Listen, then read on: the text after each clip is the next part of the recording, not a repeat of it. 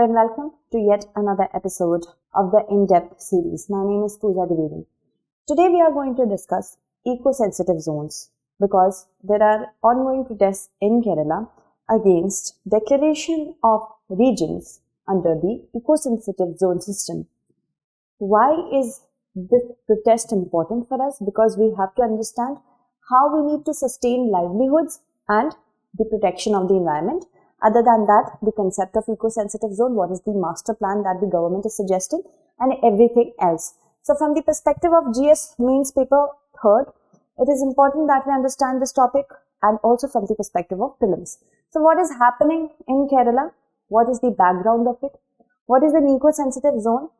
At the last, we are also going to discuss which areas are prohibited, permitted and regulated under eco-sensitive zone, which activities, not areas. Why are they created? What is the logic behind it? And why are people protesting against it? The judgment of the Supreme Court of the year 2022 under which all these protests are taking place, and the status of protected areas in the country. In the comment segment, I will also attach a question for it. So what is happening? Right now, protests are going on in Kerala because certain farmers and other people who depend on the livelihoods are under threat. How they are under threat?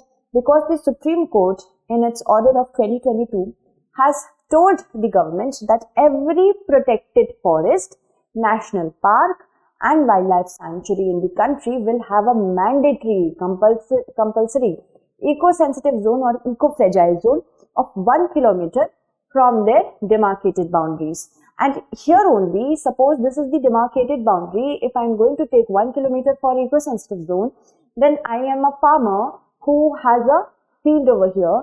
I may be a person who gets his or her livelihood from felling trees and drawing woods from here. I may be a person who is doing horticulture over here, and my areas will be gone because now it's mandatory to have this region of 1 kilometer from the demarcated boundary as eco-sensitive zone. And the background comes from the 2012 report of the 𝐏𝐫𝐞𝐥𝐬 committee. So 𝐏𝐏𝐫𝐞𝐥𝐬 report talked about the sensitivity of the Western Ghats. Specifically, this report was named as Western Ghats Ecology Expert Panel. This report was time and again ignored, and we saw that Kerala was at the receiving end of whatever disaster could happen by the harming of the Western Ghats. So it became very important that we conserve the biodiversity over there. You must be asking that, okay, we understand that Kerala is protesting. Why aren't other states protesting in a similar fashion? First, we have to understand that Kerala majorly has the most amount of, you can say, national park, protected forests and other things in the Western Ghats. Much larger, much more than other states. And the other states silently accepted this because the areas within the 1 kilometer said from the demarcated boundary of eco-sensitive zone do not have many habitable zones over there. That means not many people are living in those states in the said 1 kilometer demarcated area as eco-sensitive zone. So that is why other states are not protesting in a similar fashion. Moving ahead, now according to one report which was very controversial, the KSRCEC report, it identified earlier 49,330 existing structures which they got through satellite imaging, and then amongst them 14,771 were residential buildings and 2,803 were commercial buildings. So many people are residing there as well as livelihoods are there. 115 villages in Kerala would come under the buffer zone of the protected areas of the state. So this is another problem that comprises a total area of this much square kilometer. This would come under the eco-sensitive zone. So as you can see, many people are dependent in that area. Because of this only protests are happening. And what is an eco-sensitive zone? That is also important to understand. That is why we will be able to know why they are not happy with this decision.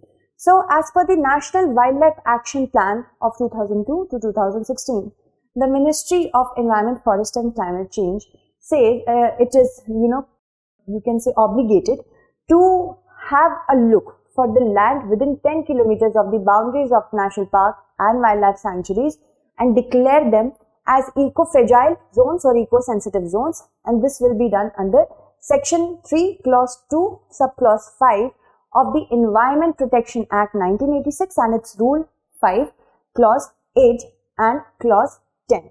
Okay, and extent of the applications can vary. I mean, this is the general principle that 10 kilometers of the boundaries will be developed as eco-sensitive zone. But if a region which is beyond the 10 kilometer said range is also equally important or more than that is important, then what will happen? That area can also be termed as eco-sensitive zone. Okay, so they can be developed as sensitive corridors, so it can vary. Moving ahead, why are these created? Now, according to regulations of February 9, 2011, it was said that these areas will be shock absorbers. That means, suppose this is the core area. A lot of biodiversity exists here. But then what happens that this region is the region which is of 10 kilometers, and this is another region in which people live. They have their commercial buildings over here, or they might be having their crop fields over here. So if I tell these people, do not cross over to this area because this is a very important area, they will say, okay, we will keep that in mind. So they might, even if they want to deny my directives, and even if they are dependent on a much larger thing apart from this demarcated area, they want to go inside, they will go inside and not pose a threat to the core region of that area. Why? Because this is the buffer zone. They can only go from how much far? Not very far. So this is one thing. If I do not provide any buffer zone, and this is the core area, and this is the area in which everybody is living and having their livelihood separated over here, then what happens? That the mixing or intermingling of the biodiversity and the wildlife will be very, you can say, frequent. So in order to reduce this particular concept took place. Okay, and to minimize the negative impact on the fragile ecosystem by certain human activities taking place nearby, that is also absorbing the shocks of it. And it will also be, you can say, it will also serve as a transition zone from areas requiring higher protection to those requiring lesser protection. So it is like that only. Moving ahead now, if we talk about the activities, see, eco-sensitive zones are not developed to hamper or the daily activities of the people who are living in the vicinity, because they might be depending on that land. So that is that, especially if we talk about scheduled tribes. And it is actually, this eco-sensitive zone is meant to guard and protect areas and refine the environment around them, so that they can also feel that their area or environment is being taken care of. Now, if we talk about why are people protesting under it, because the regions which are to be declared as eco-sensitive zone, the 1 kilometer one, that this region is having high density of human population, and it will severely impact the livelihoods of the farmers. This is one of the reasons.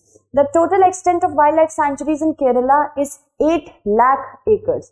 So if we are going to take into account the totality of it, the more severely it will impact the larger amount of people. So if 1 kilometer of eco-sensitive zone is demarcated from their boundary, around 4 lakh acres of human settlements, including farmlands, would come within the purview, and that is the problem. So all human settlements, according to the Kerala state government, before the judgment, it said that all human settlements should be excluded from the buffer zone. Specifically, if we talk about Thattekad Bird Sanctuary, the extent of ESZ area should be reduced from the proposed uniform 1 kilometer to ranging from 0 to 1 kilometer in eastern and southern eastern side of the national park. So they are saying do not go by one size can fit all. There might be, instances where a region is much secure and it might not need the 1 kilometer of uniformity to be developed as eco-sensitive zone. So the Kerala government wanted a little bit of flexibility, but to no avail as of yet. So the judgment, the court said, the Supreme Court, the Apex Court said, the Ministry of Environment, Forest, Climate Change guidelines, these are to be implemented in the areas proposed in the draft notification, which are awaiting for finalization and within a 10-kilometer radius of yet to be proposed protected areas. See, even if an area has not been finally declared to be protected, even if they are in the draft, the guidelines will be implemented there also. So that has created one of the problems. Secondly, the court has also allowed the states to increase or decrease the minimum width of economic sensitive zones in the public interest. Okay, so increase or decrease, this is there. Okay, one thing that we have to keep in mind, it has given flexibility to the states. That means it has upheld federalism. The Supreme Court has vested the powers of implementing these guidelines with the Principal Chief Conservator of Forest and the Home Secretary of the state or union territories. And the Principal Chief Conservator of Forest was supposed to list the activities to be regulated, prohibited, permitted within 6 months, but that did not happen. But you see that when Principal Chief Conservator of Forest and the Home Secretary is involved, so is the local police and so is the Home Ministry. So what happens that so many powerful people have come, and that is why it is being seen as a threat by the general people who are living over there. And no new permanent structure could come up for any purpose within an eco-sensitive zone. This was said by the Supreme Court. So people are saying that the scheduled tribes which were already living there were, first of all, they were thrown away from their livelihoods, and if anything was being done to encourage the infrastructure which were being produced in order to encourage their development, that also will be lost. So all the activities which are permitted by the guidelines and which are already being carried out can continue only if PCCF grants permission, and that too within 6 months of the court's order which has expired. And this the new structure are banned. They could include electric poles, buildings, walls, roads and bridges. Okay, so let us move forward and talk about the status of protected areas in our country. See, protected areas now cover 5.26% of India, and that is spread across 108 national parks and 564 wildlife sanctuaries. And these are covered under the Wildlife Protection Act 1972 over reserved forest. Okay, and the rights of forest department communities, those residing on and or accessing forest land, are already extinguished. National parks do away with even these permitted rights. So what happens that step by step the rights of the people who are dependent on these community forests are also being done away with.